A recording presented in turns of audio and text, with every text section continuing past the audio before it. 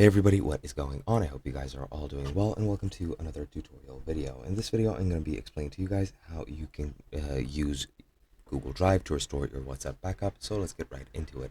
Now, there are two ways which I know of, one of which does not work for me. I heard it done, however, I'm not 100% sure if it can be done anymore, and that is to go through the settings, locate WhatsApp, and then restore your backup from there.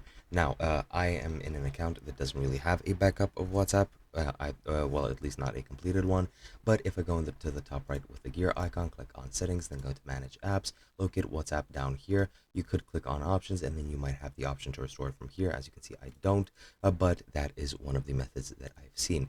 The other method is to actually go into WhatsApp itself and delete all local data and relog back into WhatsApp. And if there is no local data on your device, it will detect it if you log into your Google account, which you've used for a backup, and then WhatsApp will offer itself to restore that backup for you. You just have to accept, and that's pretty much it. Hope you guys enjoyed, and I'll be seeing you guys in another video.